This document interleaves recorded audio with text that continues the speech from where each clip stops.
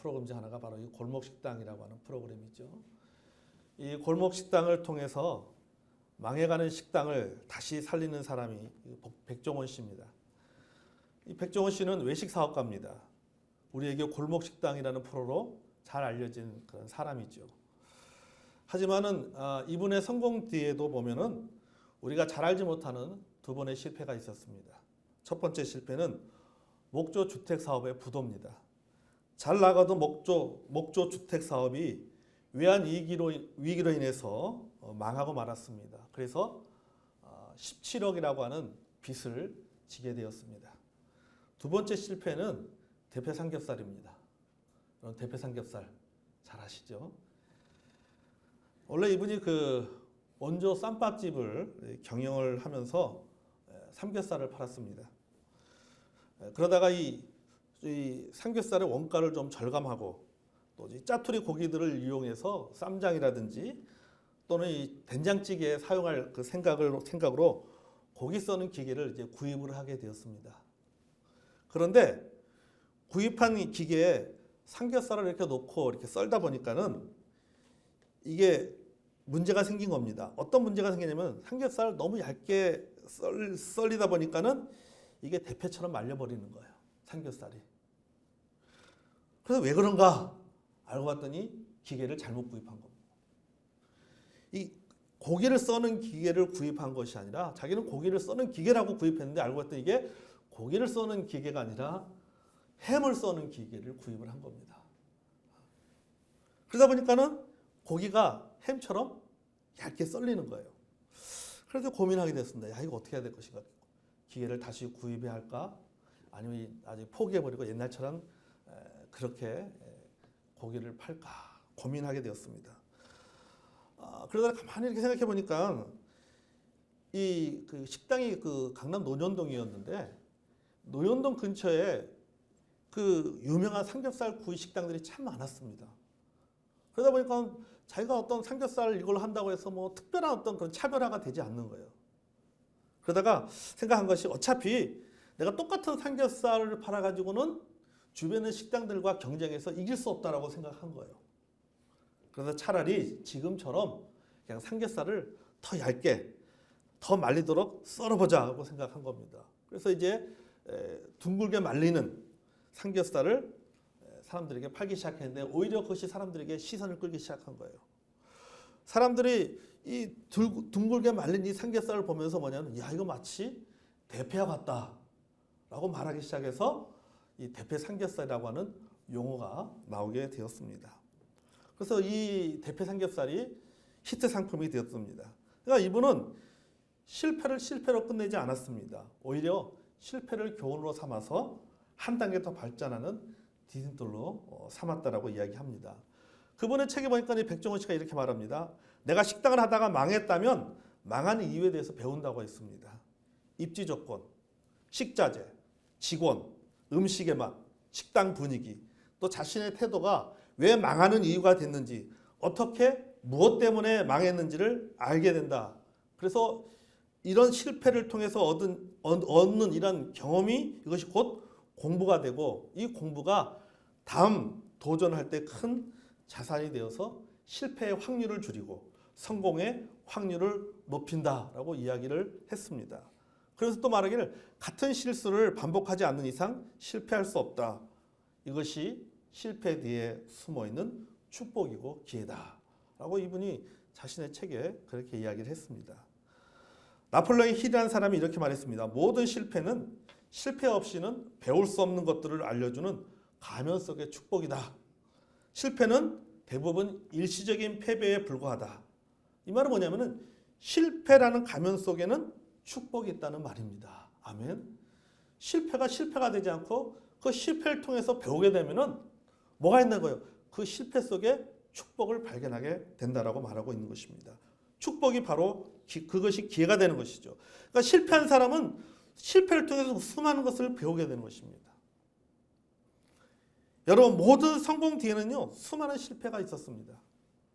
단지 성공 때문에 그 성공의 과정에서 겪게 되는 수많은 실패들이 가려져서 보이지 않을 뿐이지 사실은 그 성공의 뒤에는 수많은 실패와 넘어짐이 있다고 하는 것입니다.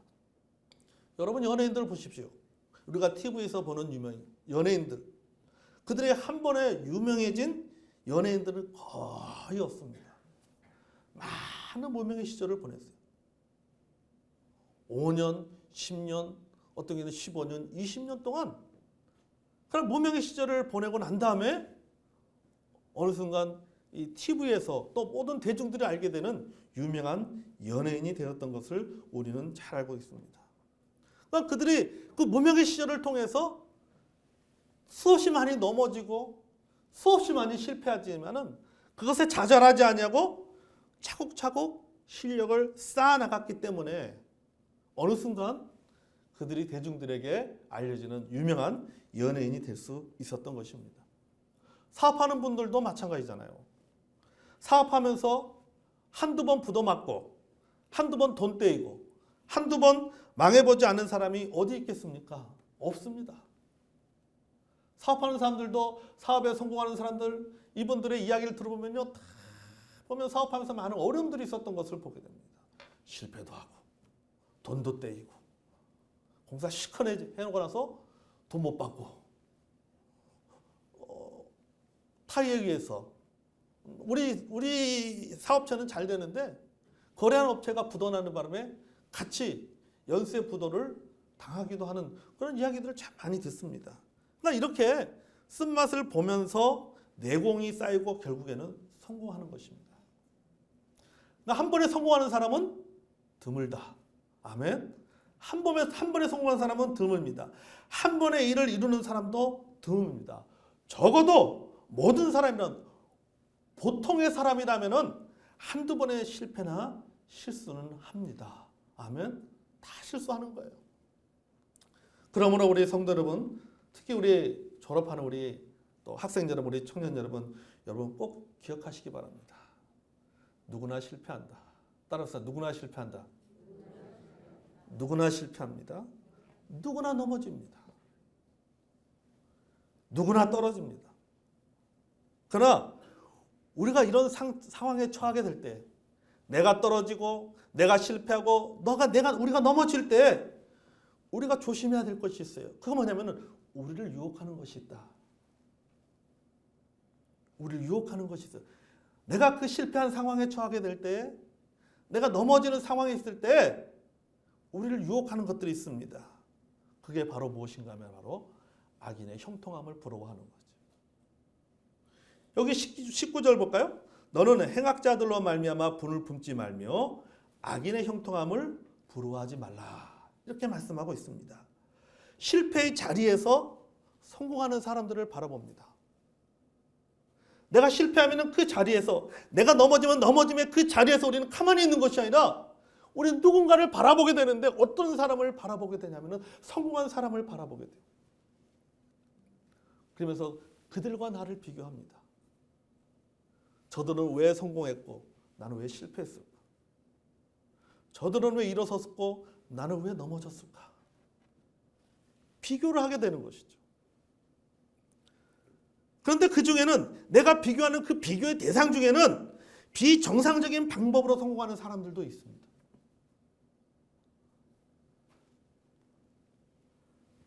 그래서 나는 그들에 대해서 화를 내는 것이죠. 어떻게 그럴 수 있느냐는 거죠.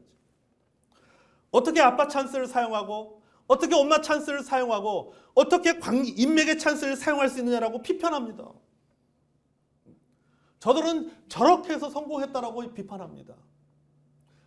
나는 성실하게 해서 실패했는데 저들은 다른 무언가를 사용해서 비정상적인 방법을 통해서 나보다 더 잘 되고 나보다 더 성공했다라고 얘기하면서 그들을 비판합니다. 그러면서 한편으로는 부러워합니다. 이게 인간이 가지고 있는 이중성이에요. 비판하면서 부러워하는, 욕하면서 부러워합니다.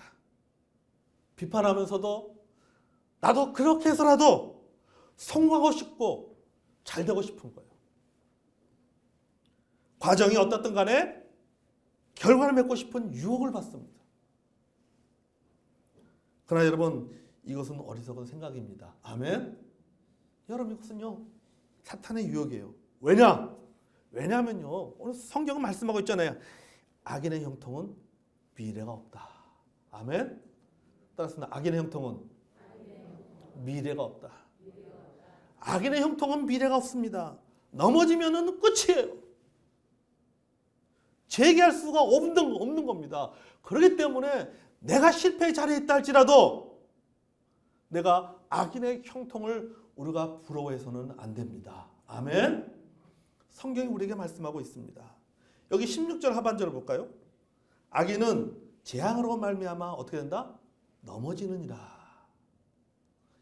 영영이 일어나지 못한다는 의미입니다.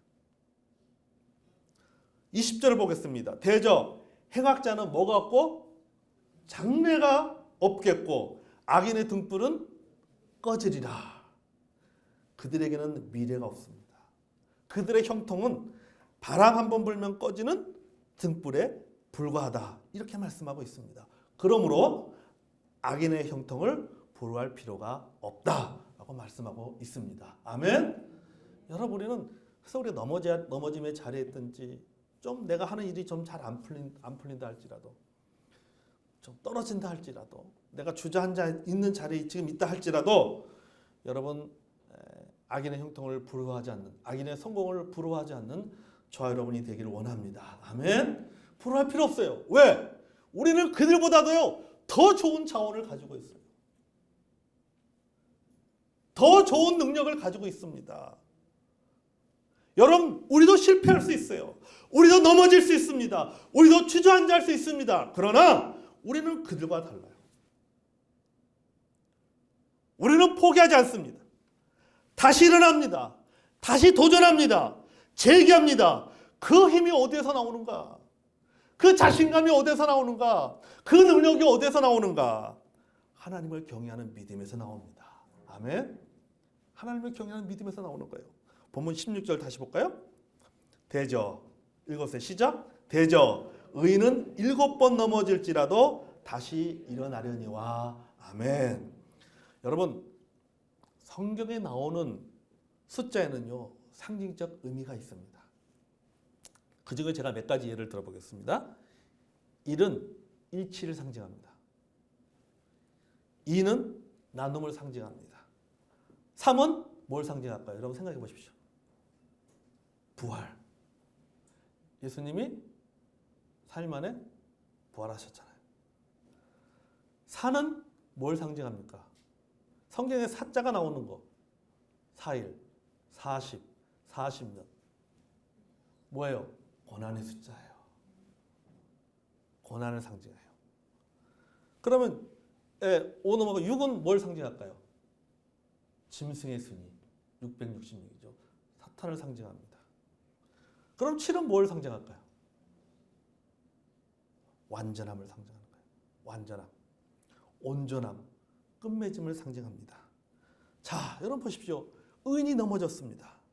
대저 의인은 7번 넘어지려니와. 의인은 넘어졌는데 몇 번 넘어졌어요? 7번 넘어졌어요. 한두 번도 아니라 7번이나 넘어졌습니다. 여러분 생각해 본 적 있습니까?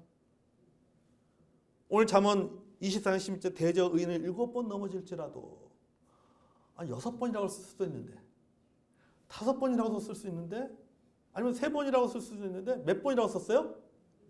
7번 넘어질지라도 7번. 한두 번도 아니라 7번이나 넘어졌습니다. 여러분, 성경에서 숫자 7은 무엇을 상징한다고요? 완전하다, 온전하다 또는 끝맺음을 상징한다고 했습니다. 그렇다면 7번 넘어졌다는 말은 무슨 뜻이에요? 끝장났다는 거예요. 끝장난 겁니다. 다시 일어날 수 있는 힘을 상실해버린 상태예요. 끝맺음이잖아요. 완전히 끝나버린 겁니다. 이제는 더 이상 일어날 수 있는 힘이 없는 거예요. 재기불능입니다. 그런데 다시 일어납니다. 몇 번째 일어나는 거예요? 8번째 일어나잖아요. 대저 의인은 7번 넘어져도 뭐 한다고? 다시 일어나거니와. 다시 일어납니다. 몇 번째 일어나는 겁니까? 8번째 일어나는 거예요. 여러분, 성경에서 숫자 8은 어떤 상징적인 숫자일까요? 새로운 탄생을 상징합니다. 새로운 탄생을 상징합니다. 새롭게 거듭납니다. 새롭게 시작합니다. 세상은 7번 넘어지기 때문에 끝났다라고 얘기하지만 더 이상 재기할 수 없는 재기의 불능이라고 말하지만은 더 이상 이제 일어날 수 없다라고 말하지만은 끝장났다라고 말하지만은 아니에요. 의인은 다시 일어납니다. 8번째 일어납니다. 새로운 모습으로 새로운 상태가 돼서 일어나는 겁니다.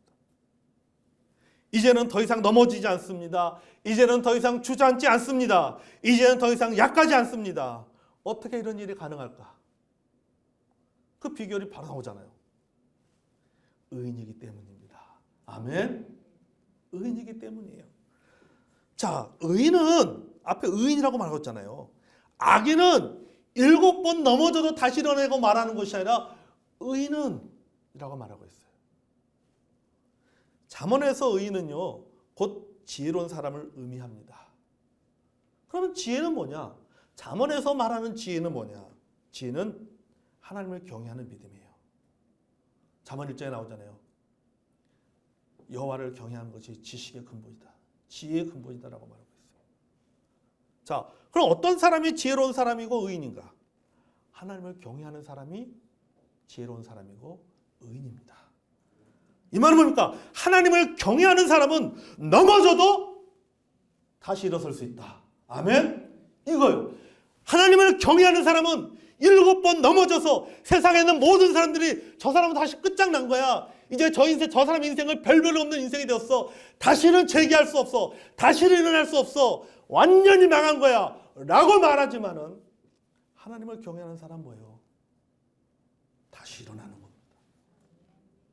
그 능력, 그 힘이 어디에서 나오는 거예요? 하나님을 경외하는 믿음에서 나오는 겁니다. 아멘? 여러분, 우리가 제기할 수 있는 힘은 하나님을 경외하는 믿음에서 나옵니다. 아멘? 여러분, 오뚜기를 보십시오. 오뚜기. 요새는 오뚜기가 없어요. 오뚜기가 없더라고 시중에요. 여러분, 오뚜기를 보면요, 오뚜기는 넘어져도 다시 일어납니다. 오뚜기 들어가지고 멀리 갖다 내팽개쳐서 던져도 애가 까딱까딱 하다가 다시 휙 일어나잖아요. 다시 일어나요. 여러분, 오뚜기가 일어날 수 있는 비결이 어디에 있습니까? 오뚜기가 왜 일어나요?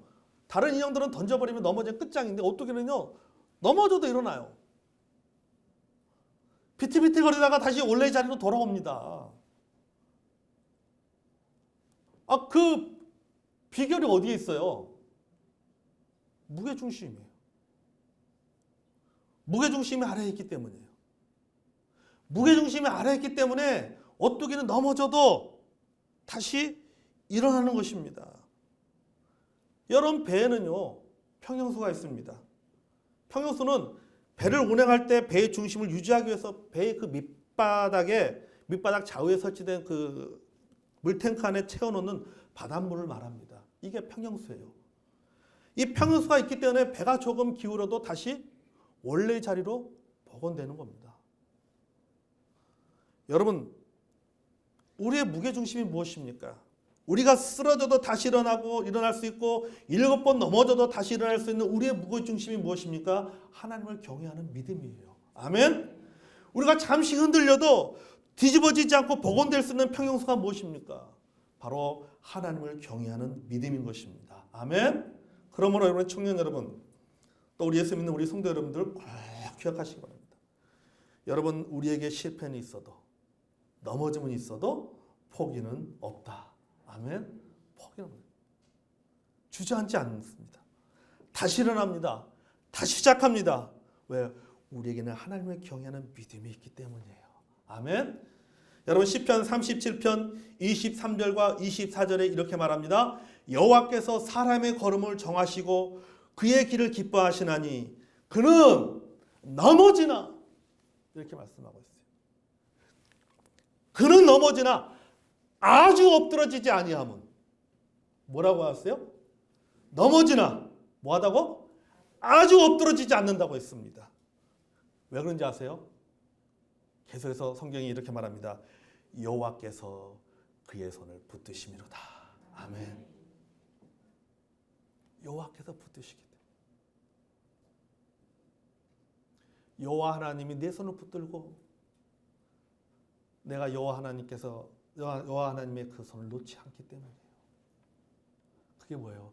여호와를 경외하는 믿음이에요. 그러니까 여호와를 경외하는 믿음을 가지고 있으면은요 넘어지더라도 뭐한다? 아주 넘어지지 않는 거예요. 애들이 넘어지잖아요. 애들 어떤 때 우리 애들 이렇게 손잡고 하다 애들이 넘어지잖아요. 그 애들 스스로가 잘 일어나지 못해요. 부모님이 어떻게 합니까? 애를 팔을 잡아 당깁니다. 당겨서 뭐 어떻게 해요? 다시 이렇게 세우잖아요. 하나님이 우리를 이렇게 다시 이렇게 세웁니다. 아멘. 그러니까 우리에게는 힘이 있는 거예요. 무슨 힘이 있나? 제기할 힘이 있는 거예요. 내가 어떠한 상황이 있다 할지라도 나에게는 제기할 힘이 있는 거예요. 왜? 나에게는 하나님을 경외하는 믿음이 있기 때문에. 어제 우리 청년들과 성경 공부하면서 제가 그런 얘기를 나눴습니다. 여러분 우리가 기도응답이라고 할 때는 무엇을 가지고 기도응답이라고 합니까? 결과론적인 내용을 가지고 우리는 기도응답이라고 이야기하잖아요. 내가 하나님 앞에 기도를 합니다. 하나님 이거 이런 어떤 내 기대사항을 하나님께 기도하면서 아뢰입니다. 하나님 축복하여 주시옵소서. 하나님 이거 이렇게 들어주시옵소서. 내가 기도한 대로 응답될 때 우리는 그것을 가리켜서 기도응답이라고 얘기합니다. 결과론적인 내용을 가지고 우리는 기도응답이라고 말합니다. 그렇다면 내가 원하고 내가 기도한 대로 이루어지지 않았을 때 과연 우리 이것을 기도응답이라고 말할 수 있는가? 물론 우리가 하나님의 섭리라고 말하지만은 그래 내가 지금 내가 원한 대로 응답이 안 됐지만은 이 또한 이것이 하나님의 섭리 안에 있다라고 우리가 고백하지만은 그러나 그 부정적인 결과가 내가 원했던 것은 긍정적인 결과인데 기도응답은 부정적인 결과를 낳았고 그 부정적인 결과가 원인이 돼서 또 하나님의 섭리하심을 그 다음에는 긍정을 기재하는데 그 부정적인 결과가 또 다른 부정적인 결과를 낳게 되고 또 다른 부정적인 결과를 낳게 되고 또 다른 부정적인 결과를 낳게 된다면 과연 그것도 기도응답이라고 고백할 수 있는가? 과연 그것도 기도응답이라고 고백할 수 있는가? 지금은 부정적인 결과가 났지만은 그러나 그 다음의 결과는 긍정적인 결과가 냈을 때 우리는 그것을 가지고 그때 그 어려움을 겪었던 것 그것이 다 하나님의 뜻이 있었구나. 나에게 더 좋은 결과를 주기 위한 하나님의 뜻이 있었구나. 그래서 그 지금의 긍정적인 결과를 가지고 과거의 부정적인 결과에 대해서 이것 또한 하나님의 뜻이라고 우리가 말하지만 과연 부정적인 결과를 하나님의 뜻이라고 얘기했고 그 다음도 부정적인 결과를 낳고 그 다음도 부정적인 결과를 낳는데 그것을 가지고 하나님의 뜻이라고 우리는 말하고 그것조차도 하나님께서 나에게 기도응답을 해주셨다고 고백할 수 있는가? 과연 우리에게 그렇게 고백할 수 있는 믿음이 있는가?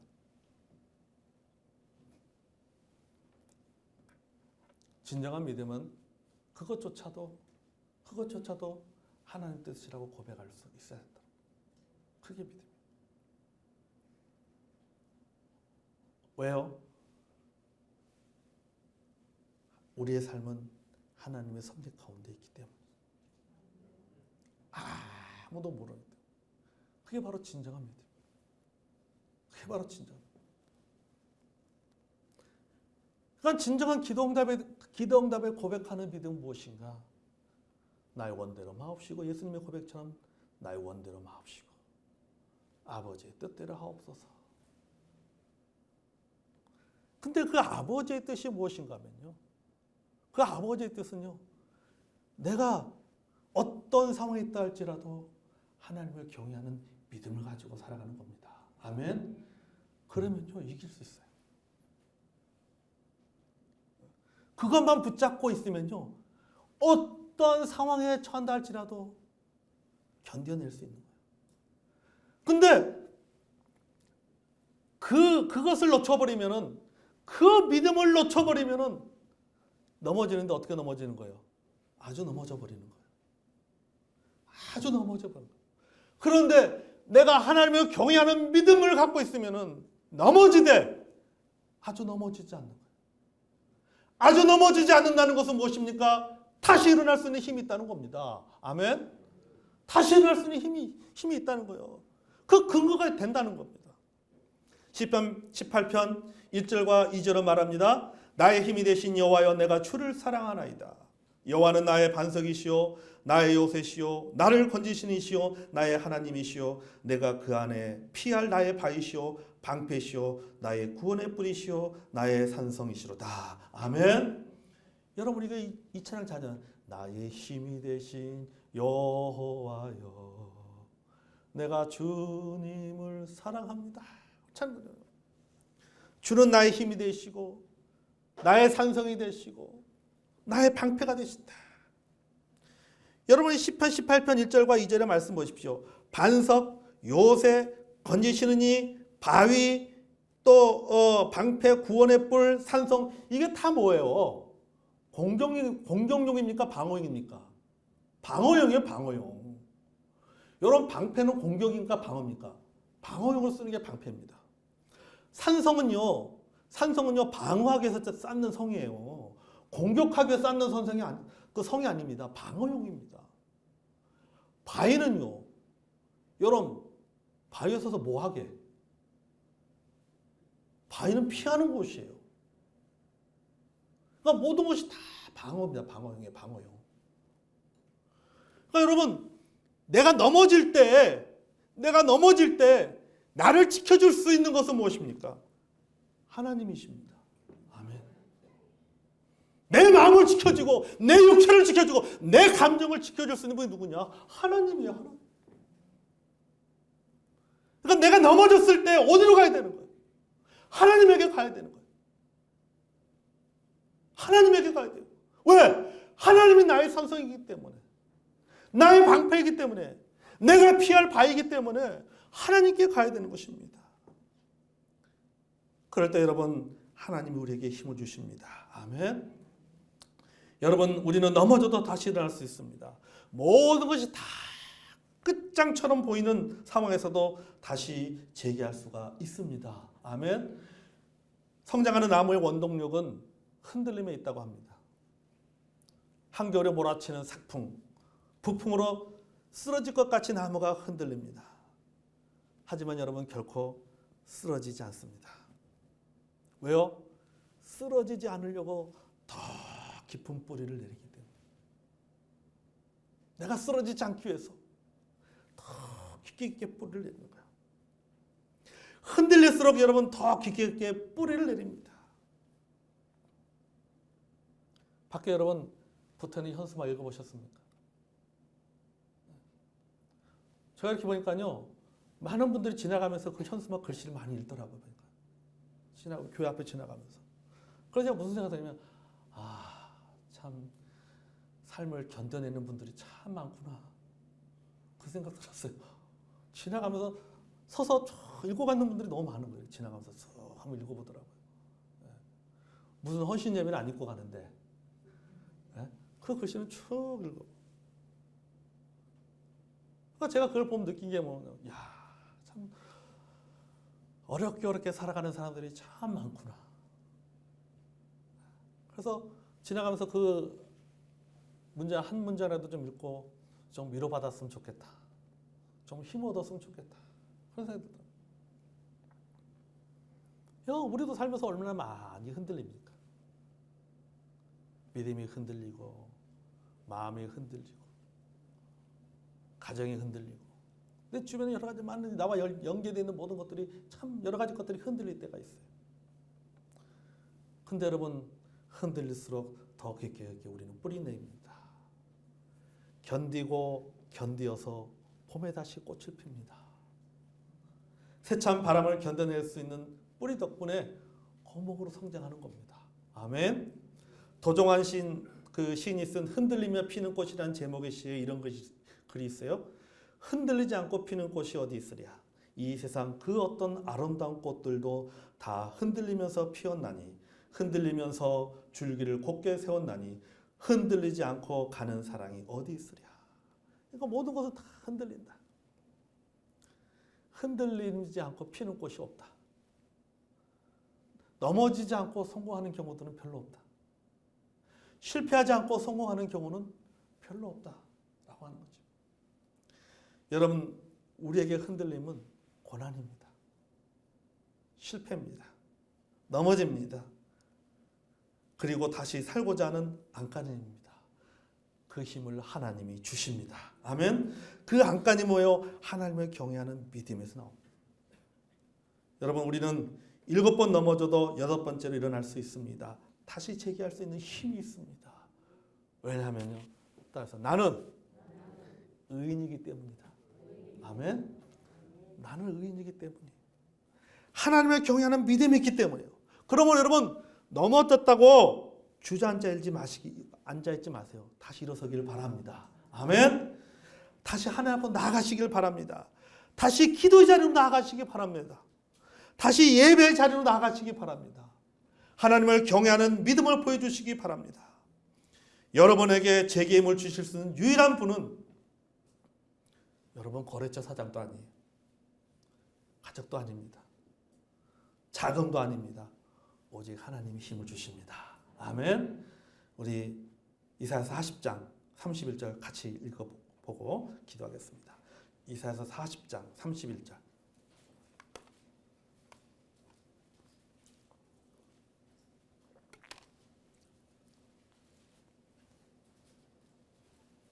자, 40장 31절. 자, 시작. 오직 여호와를 앙망하는 자는 새 힘을 얻으리니 독수리가 날개치며 올라가 같을 것이요 다름질하여도 곤비하지 아니하겠고 걸어가도 피곤하지 아니하리로다. 아멘. 여러분, 여호와 하나님을 앙망하면서 바라보는 저와 여러분이 되기를 원합니다.